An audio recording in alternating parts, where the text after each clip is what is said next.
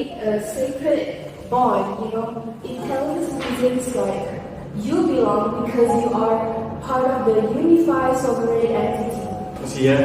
So in psychology there is a lot of lessons you want to learn about my literature. He was to perform this traditional ritual cooking and taking her to the hospitals, listening to her. Very concerning. It's very concerning. It's not human. Because we cannot use everything using AI. We have to make it work.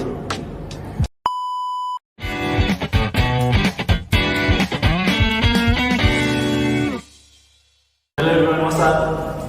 And welcome back. Today we are diving into something really interesting, identity and how it shapes who we are in today's world. Will be joining me today is Adam Zedri, our handy cameraman, very handsome and single. And of course, I'm not doing this alone. I've got my usual amazing panel with me. You already know them. Safia with her poetry insights, Shami bringing in the emotional side, Shahid with his strong cultural perspective, Afi keeping it real with the urban life, and lastly Adam connecting everything through film. So yeah, this is going to be a good one. Let's get into it. Hello. You're listening to The Fabric of Identity. I'm your host Daryl, and today we are peeling back to the layers of what it actually means to belong in a world that's moving 100 miles per hour. We've got an incredible panel today to help us navigate Thai literature. Safia, let's jump right in. In the early days, identity was almost like a government project, wasn't it?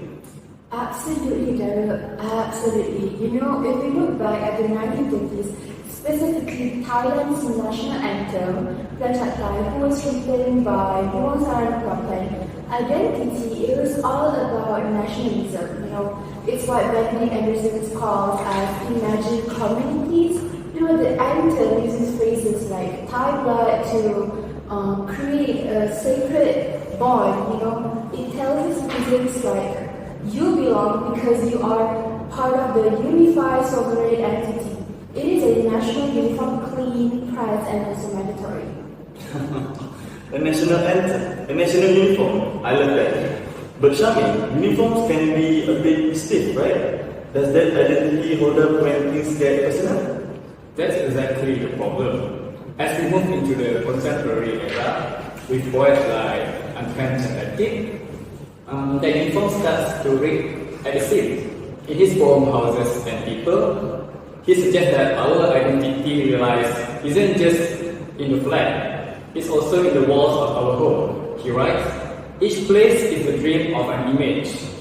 And that's where Gaston Bachelard comes in, He argued that our childhood homes are memory holders, Chandatik shows that when an organization replaces these unique dream-filled houses with generic gray apartment blocks, we lose our imagined space, and our identity will become homogenized, as Stuart Hall would say. And day by day, we start looking and feeling like everyone else. Basically, we became more ordinary as time goes.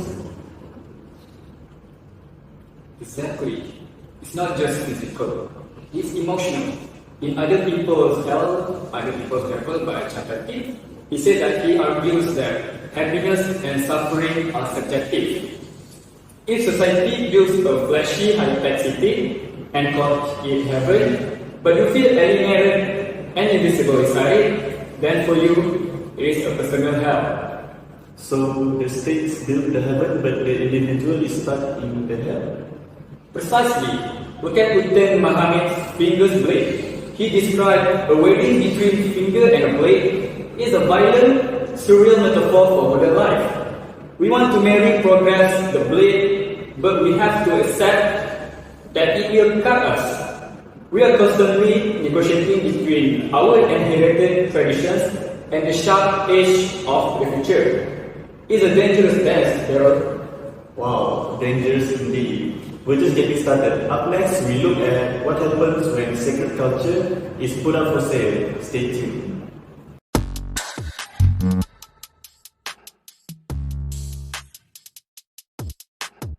And we're back. We've talked about the uniform of identity, but Sahib, your research into story The Butter by Vanik Charungich Anand suggests that sometimes the uniform is sold to the highest bidder. Yes, it's totally highest of the souls there. In the story, a wealthy architect literally buy a village sacred wooden salam, which is a hall, to move it to Bangkok and turn into a decoration to a riverside restaurant. It's a predatory experience. The architect claims to the people that he loves the culture, but he is stripping it of its sacred purpose. He is turning a place of communal merit-making into a tasteful backdrop for millionaires to eat dinner only. I think I read about this. I think the saddest part is the character in Jam, because he's the only one that sees the tragedy, while the other villagers are blinded with the shiny, colorful planning of a new concrete building. In Jam is the only one in tears. The only one in tears. He knows that once the Salah lives in the truck, the collective history of that specific village goes with it. Yes, exactly, Arif. The architect even brings in his own workmen from Bangkok because he doesn't trust the locals. That's magic. Something from locals but didn't trust locals and said to the culture. It's a complete disconnection. The village is left empty and the city gets a one-of-a-kind attractions. And the city is budgeted for a renovation. So the village is empty, but the city is full. Does that mean the city people are happy? Hardly. Okay, before I continue with the Sila Komchai's story about the Sila Komchai synopsis and story aloud, we got our short stories from the internet, which is Internet Archive. It's called the Southeast Asia Rare Anthology of Thai short story and poems. It's here. So basically, in these anthologies, there is a lot of Thai stories. So if you want to learn about Thai literature, you can buy this. Okay, so I will be continuing about the Sila Komchais, about the question that Daryl asked. If you look at the Sila Komchais, Middle family, we see that the urban version of this identity crisis. So the story is about a husband and wife stuck in Bangkok traffic jam. It's a literal and metaphorical stagnation. They have the car, the jobs, and the modern life, but emotionally they are miles apart. They can't even have a meaningful conversation because they are so caught up with the social roles and the stress of the city. So it's like they are trading their looks for a mental box in a way, right? They are caught between the traditional value that are left in the village and the high pressure demand of the Bangkok middle class.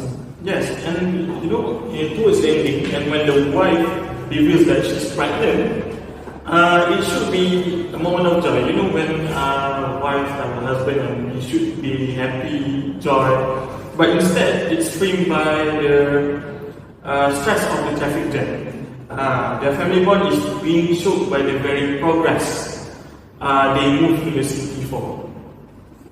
Wow, we've gone from buttering our building to stagnating our families, but don't go away yet, because Adam is going to show us how to find way back home after the break. Bye.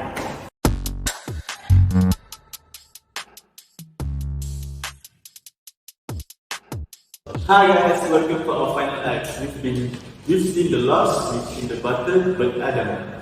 You've been watching the hit film How to Make Millions Before Grandma Dies. Is there any hope for modern generation? There is there.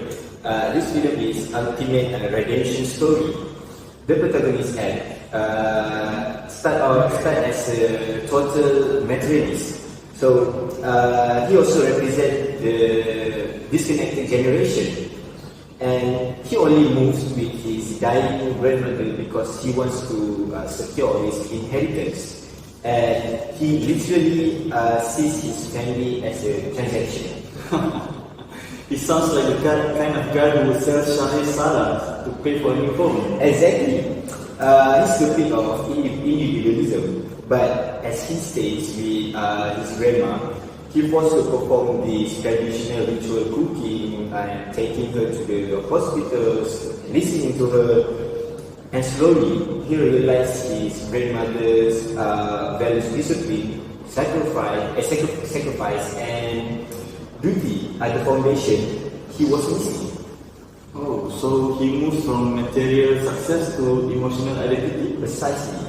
The future that identity is dynamic, and you can be a modern urban guy and still hold on to your culture roots.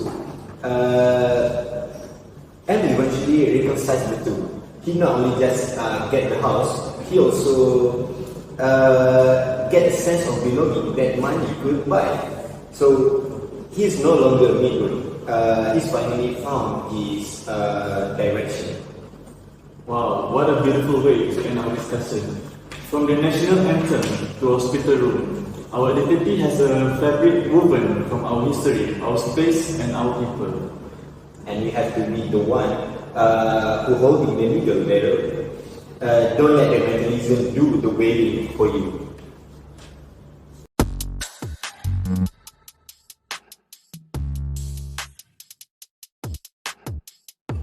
So today, we started by looking at how identity was once shaped by nationalism and traditions. Then moved into how it becomes more personal and emotional in modern life. Yeah, I think when we talk about modern life, you can see that people nowadays rely on technology too much, because as a society, we rely on the technology, the high-tech buildings and everything, using the artificial intelligence as anything to help do the work, help complete like any chores, any like one you want to cook, you search for the recipes as well. And this is like very concerning now. it's very concerning because it's not human. Because we cannot use everything using AI. We have to really work. That's why. That is very hard for society as we facing each other towards nothing. It's empty. You heard it, guys. So we also explore how culture can be lost or even sold in the process of development, and finally how identity can still be rediscovered, especially when we reconnect with our roots and relationships. When we talk about in episode 2, I think with me and Syahid, we talk about the butter and then the miro cooking. So the butter, I think when you want to want to change the culture, you cannot simply change the traditional culture as easily as that. Like in the butter, this is the butter by Syahid explained. And I think in the micro family, as you can see, like I tell you about an husband and wife, they are emotionally disconnected. So I think that's also a serious problem, right? That's also the serious problem because we are too focused on jobs, on everything, the social roles that we have to fulfill our life. So it's very concerning and it's very serious. There's no connection. There's no emotional connection between families and all. So I think it's really concerning in this time when everybody is really focused on jobs and everything. And also I like about the episode 3, when Adam talked about the film How to Make Millions Before Grandmother.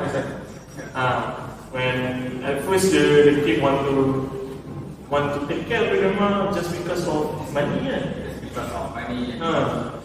As for inheritance. So, and then after that he developed like responsibility. He is a grandmother.